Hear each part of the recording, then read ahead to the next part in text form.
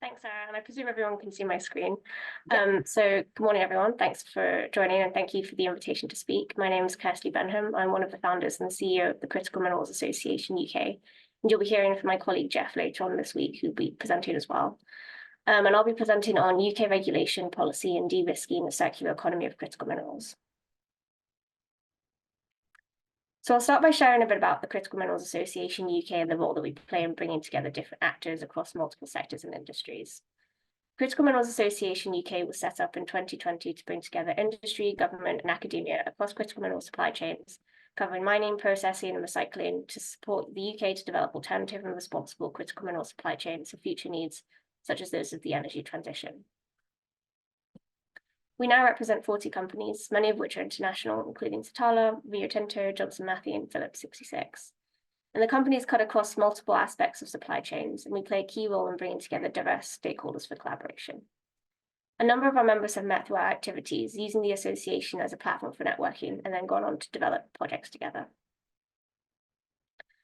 We've organised over 10 government workshops, bringing together industry to share collective views on policy positions, published 8 reports on topics from ESG to the midstream, which can be found on our website, responded to over 10 government consultations, probably more at this point, from green finance to the National Security Investment Act, and have organised over 40 events over the past few years. The association operates 5 working groups, including one on the circular economy, and we also have sister associations in Australia and the USA, as well as a coordinating body, Critical Minerals International Alliance. So one of the core strengths of what we do is convening, and we've organised a few events recently. Our flagship event is our annual conference. The third one was hosted at the Geological Society with the Geological Society Business Forum, and also at the Royal Society of Chemistry in November at Bellington House. And this was the first time in recent years that the doors between both institutions were opened. We did this in order to recognise the need for different disciplines like geosciences and chemistry, mining and midstream to come together to meet critical minerals needs. We're very privileged to welcome high-level government speakers, including UK Minister Ghani, Saudi Arabia Vice Minister for Mining, Khalid Al-Mudaifer, and Canadian High Commissioner to the UK, Ralphie Goodale. There are over 35 speakers, 53% of whom were female, with multidisciplinary panels such as one featuring quarrying, chemistry, manufacturing, and recycling. And Sarah from Satala did a brilliant job managing the virtual component of the conference. We're very proud to have Critical Productions as our media partner. Our 4th annual conference in November will be on the 2nd of December, so please do save the date and reach out if you'd like to find out more. And recognising the importance of research in academia, we have a number of academic partnerships. We work closely with the Camberwell School of Mines, the University of Birmingham, champion universities and industries working together. And these are some of the universities we've signed letters of support for on grant projects. Again, do reach out if you'd like to find out more. And we're also project partners with Met4Tech Circular Economy Centre. So our working groups are membership driven. Our Circular Economy Working Group is chaired by Lucy Smith from the Materials Processing Institute and Cameron Tonkin from Green Lithium. Some of the activities the group is currently working on include supporting cross-sector collaboration with the Royal Society of Chemistry and also building links with, for example, the foundation industries. We've also been looking at waste legislation, particularly around gaps in waste codes. And a few years ago, we hosted a conference with the Royal Society of Chemistry, focusing on 5 key topics that we considered important for the circular economy of critical minerals, notably commercialising R&D, collection, legislation, finance, and tailings opportunities. We follow this up with some closed-door workshops and are continuing conversations on these topics. So today I'll be talking about how UK regulation and policy can de-risk a circular economy of critical minerals. We know that circularity and recycling of critical minerals are very important, and some of these figures from Deloitte highlight the opportunity for critical minerals and waste streams and the need to start developing work now. And whilst we also work to support the development of a circular economy, it's important to recognise that given the increased demand for critical minerals, recycling alone will never be enough to meet future needs. We'll always need more mining. And what I want to do is to highlight some of the areas that, with my colleagues over the past few years, Chris O'Brien, Lucy Smith, and many others, we've identified some of the blockers to developing circularity that could be addressed by government policy. I'll also caveat that I'm not a circular economy expert, and it'd be great to hear from the audience about their experiences of developing and recycling of critical minerals in the UK. I'll start by noting that the circular economy is a core pillar of the UK's critical minerals strategy, and here are some of the commitments made last year, looking at traceability and circularity assessments. The WE consultation that's referenced came out earlier this year, looking at reforming the producer responsibility system for waste electricals, which we provided a response to. And just to set the scene, there are currently few specialist critical mineral companies and recycling companies in the UK. And a factor that's important to investors is availability of reliable feedstock, because without the feedstock, there isn't the opportunity for the end product. And this is why government policy around collection processes is so important. And in some cases, the market price of certain critical minerals is too low for capital-intensive costs of developing recycling plants, so the incentives for investment aren't there. There are also important innovation gaps, for example, in the recycling of graphite, where the incentive might not be there due to price as well. So I've broken down the areas where policy could help to de-risk investment into the circular economy into 4 topics. And these are that investment need reliable sources of waste feedstock, attractive price of critical minerals, effective planning and permitting, innovation and de-risk research and development. And this isn't the comprehensive list. There are other aspects as well, such as energy prices, but it's always a start. And furthermore, old mine waste and tailings are also important opportunities. And I know the Coal Authority in Rosland, DEFRA, and Metfotech researchers like Eva Marcus are doing work on this. But extracting waste from old tailings would also require making sure that processes needed for developing a new mine, such as mineral rights processes, are effective, as after decades of closure, an old mine waste area may no longer be classified as mine waste, so that adds an additional complication. So the first area of de-risking is around reliable sources of waste feedstock. Companies need to know that they'll be able to have a steady stream of waste to recycle to show that they'll be making money from an investment. And part of the challenge is that the wider national critical minerals strategy and the desire to build a circular economy for critical minerals in the UK isn't necessarily the priority in the context of wider considerations. And what I mean by this is that collection schemes don't necessarily prioritize UK operations. Waste will be sent overseas if that's the most cost-effective option, and if that's where the facilities are, which makes sense.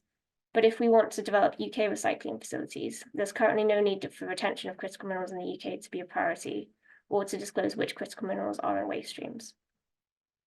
Following on from this, waste collection is devolved to local authorities who have fixed budgets and prioritise meeting those internal budgets over UK national critical minerals objectives, which again makes sense, but then that means that the retention of strategic minerals as feedstock isn't a priority.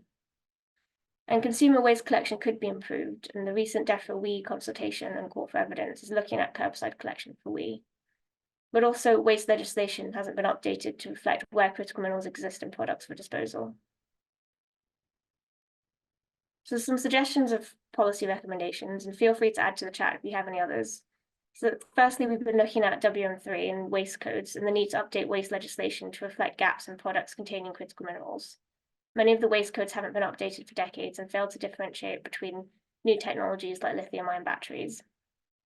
Long-term contracts could be underpinned by government to ensure feedstock and finance. Government could back strategic materials in the UK through incentives or export taxes. They could create a premium to sell the feedstocks to the UK or tax higher value materials for exports. National and local governments could come together, so Department for Business and Trade, DEFRA, Treasury, and work more closely to develop a process for reliable streams of critical minerals feedstock to attract investment into critical minerals recycling. I think the disposable vape ban earlier this year was an impressive act of government policy, enacted across multiple departments, showing what can be achieved with bold action. That was particularly important considering the lithium that was being wasted. So for those of you who haven't come across it, the consultation that was put out by DEFRA and the call for evidence as well on reforming the producer responsibility for waste electricals is now closed, but the work will be ongoing, so it's not too late to feed in. It's worth having a look at if this is of interest. Second point is on price. Market price of critical minerals to be recycled needs to be sufficiently high to justify the private investment into new innovations and facilities. But the short-term price might prevent future projects from being viable or expansion of scale-up of strategic projects being viable, even if there is a forecasted long-term demand. So government could assess where critical minerals are found in UK waste streams, what recycling product processes are viable domestically, and then part fund or encourage investment in strategic recycling projects specifically for domestic opportunities. And then across multiple sectors, planning and permitting comes up quite a lot. We hear about delays in planning and permitting, not just for starting up new projects, but also for extensions and expansions of operating ones, which can create delays and incur costs. And we heard quite a lot about the importance of community engagement, and the same applies here. On the one hand, it's very important that local communities have a say in what takes place in their vicinity, and that those voices are represented, and the due processes are taken forward. I think the main point is that the actual processes for planning and permitting shouldn't be unnecessarily delayed.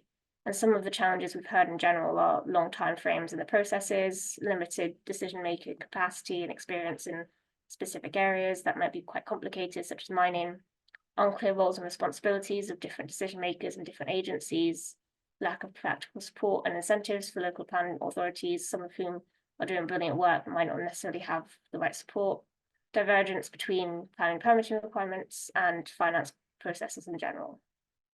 And some companies have highlighted bureaucracy costs and long time frames for making minor changes to their permits as well. So it's not just about new projects starting up, and this needs to change if we want strategic companies to be able to expand. So in terms of policy recommendations, UK government, both national and local, can demonstrate to investors how they'd mitigate delays and help to secure sites. So Department for Business and Trade officials could support companies in overseeing that planning and permitting processes aren't being unnecessarily delayed, particularly for projects that are strategic to critical minerals objectives. And at PDAC this year, Canada's Minister for Energy and Natural Resources, Minister Wilkinson, shared plans to implement a permitting dashboard for transparency around timeframes in the mining sector, as well as service standards for these processes. And the timeframes would look at how long the processes would be expected to take and challenge public services on delays, and government in the UK could take a similar approach to this. And de-risking research and development is also needed. We've seen some really great work taking place by UKRI and Innovate UK, much of which was presented last week at Materials Research Forum. We look forward to seeing this continue. Given the high risk of early stage R&D, government innovation funding needs to bridge the gap to develop some of the new recycling processes for critical minerals. A lot of funding has gone into batteries and rare earth elements, so how can the scope as well be expanded to cover other critical minerals? And government needs to help bridge the gap in terms of commercializing R&D between TRL levels 4 to 7 to encourage private investors and larger companies to invest in new research. R&D funding could also be targeted scaling up recycling technologies that are targeted at more niche critical minerals as well. And we also need to make sure we have the right skill sets and talent pipeline for critical minerals jobs. Talent pipeline paper outlines the skills needed for critical mineral supply chains, and IM3 have also published an excellent paper highlighting these skills gaps.